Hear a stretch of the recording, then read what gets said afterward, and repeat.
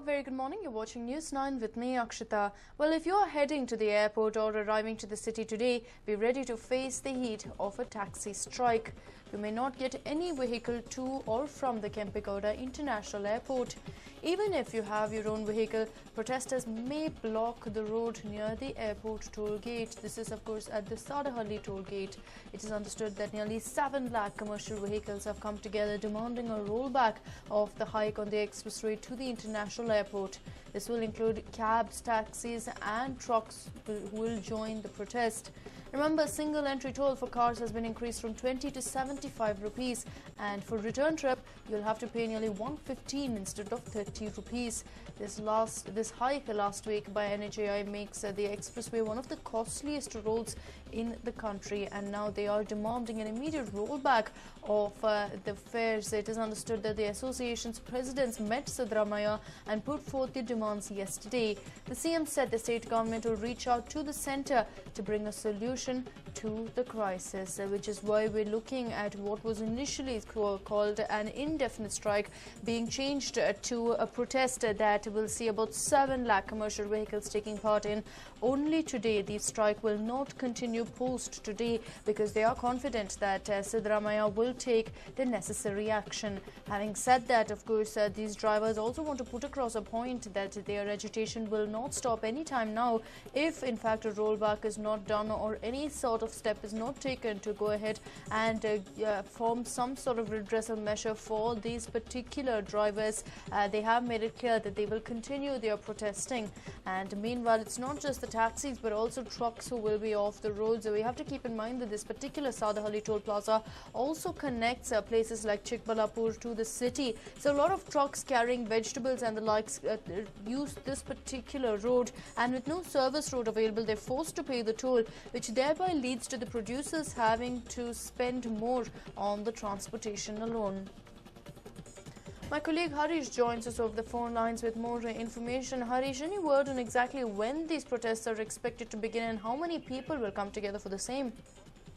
Well, around 11 o'clock is when the protest is likely to begin. You have various association of airport cabs as well as maxi cabs which are supporting this protest.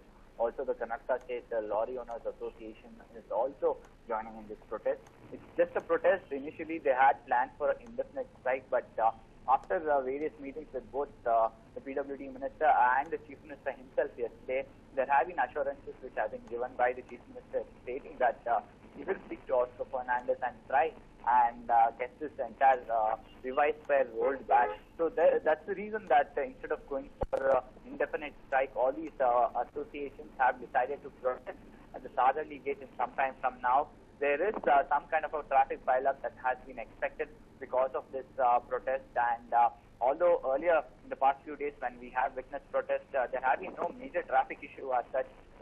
The police have been successful in managing the protest as well as the traffic, making sure that people who are going to and fro from the airport are not affected by this. But the fact that this time around several are likely to stay off roads for a few hours when the protest is on, it will mean that a few people who are expecting a drop or a pickup to the airport might be at the receiving end, Akshita.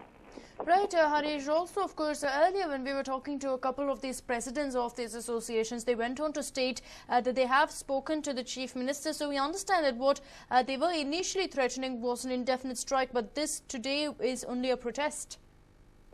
Yes, as I mentioned, they had a meet with the Chief Minister, and there have been various assurances given by him, and that's the reason instead of an indefinite strike that they were planning to from today, they are going to go ahead with just a protest instead of an indefinite strike. But nevertheless, it is likely to affect people who are going to the airport in few hours of morning period when there are various flights scheduled. So if you're not your own transport, and if you are relying on cabs, and make sure that you leave your house at least a few hours earlier, or call up your cab service agent and make sure or find out that if he is part of the protest or if he is coming on time to secure Pakistan. Right, Harish. Also, of course, along those notes, we have to keep in mind that it's not all cab drivers who are off the roads. Yes, only remember there are various associations. There are thousands of cabs that ferry passengers to and fro to the airport, and only a few associations have supported protest. few other cab agency services are still flying people or ferrying people to the airport. So they will be working as usual, Akshita. Right, Harish, thank you so much for joining us with all those details. But of course, we understand that the protests are scheduled to start at about 10:30. So while these cab drivers have made it clear that they're not going to erupt in violence as such, you could face a bit of traffic woes on this particular road. Traffic jams could occur. So if you are heading to the airport, if you have a flight, do ensure you start well before your flight timing. Ensure you start at least 2 hours ahead of time to ensure that you don't get caught up in any of the traffic that will be caused due to the fact that so many taxi drivers will be protesting right in front of the toll plaza.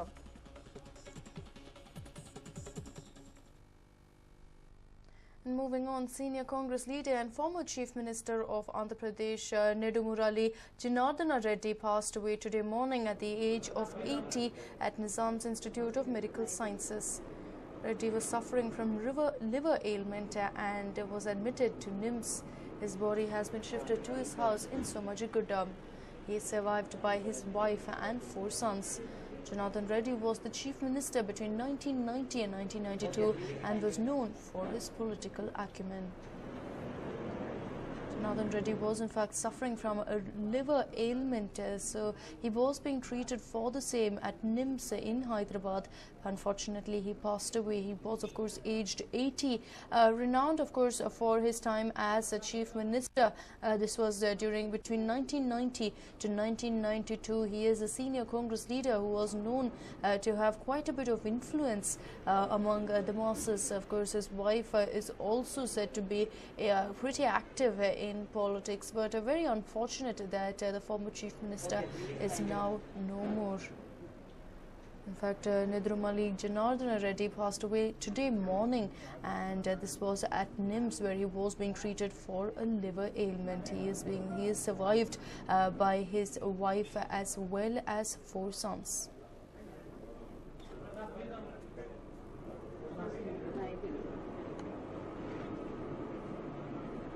Of course, we understand that the final rites will also take place either today or tomorrow. As of now, his body is being kept at his house, where several people have gathered to pay their final respects. No doubt, Andhra politicians will be coming in huge numbers to go ahead and mourn the death of Janardana Reddy, a renowned politician.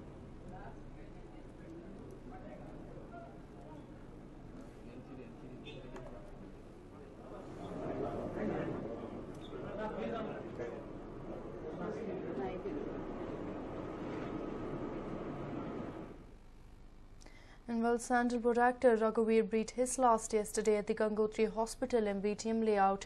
The actor succumbed to a massive heart attack. He was 46 years old. The actor collapsed at his residence at Sampangi Nagar and was immediately rushed to the Gangotri Hospital in BTM layout. Later, Raghuveer was shifted to Sagar Apollo Hospital in Banargata Road, where the doctors declared him brought dead. It is said that Raghuveer had breathed his last in the previous hospital. The family sources confirmed the news of his death to the media and shifted his body to their residence. The actor's family is waiting for other close relatives who are settled in Chennai. The last rites of the actor will be held in the private farmhouse near Dodda Aladmara today. Raghuveer made his acting debut with Chaitrada Premanjali in 1992, in which he was paired opposite Shweta. The movie also marked the debut of Sandalwood's ace director S. Narayan, which turned out to be the musical hit of the year with Hamsaleka's music. He is also known for several other films such as Shringara Kavya, Uyale, Kaveri Tiradali and several others. The actor was awaiting the release of Mudala Chumbana, which was slated to release in July. And he was also planning to come up with another project, Mate Bantu Chaitra, which was set to recreate the magic of Chaitrada Premanjali in Sandalwood. Many Sandalwood actors as well as actresses have shocked over Raghuveer's death and have mourned the loss of a man who has contributed immensely to Sandalwood. And several actors as well as actresses gathered at his residence to pay their final respects to the actor. He was only 46 years old and passed away due to a cardiac arrest. They also, of course, gave their condolences to his family. Well, a jilted lover shot at a bride on the stage in full public view at a marriage garden in Lal Ghati area of Bhopal. The woman later succumbed to her injuries in the hospital as at least 2 bullets pierced her body. The bride was a doctor and was identified as Dr. Jayashree Namdev. She was shot by her former lover Anurag Singh, who was a teacher at a coaching institute. In fact, he did not run after the shooting spree. The police nabbed him and handed him over to the cops. In fact, he kept on screaming betrayal by the woman. He went to the wedding dais in the guise of a photographer and then went on to shoot the bride. An unfortunate incident coming to light there. A wedding which is meant to be a moment of celebration turned gory and fatal for the bride, as it is understood that she was in fact shotted by her lover. It is understood that he was her former boyfriend who seemed to think that he was betrayed, and the bride was Dr. Jayashree Namdev. She was shot dead by her former lover Anurag Singh. He is a teacher at a coaching institute, and we understand that he did not even flee after the incident. Pretending to be a photographer, he entered the dais and then went on to shoot Dr. Jayashree Namdev. Soon after, he was taken in by the cops, and all through kept screaming that he was betrayed by the woman, by the bride, and that is why he decided to take the extreme step. The woman, in fact, was rushed to a hospital. However, she succumbed to her injuries.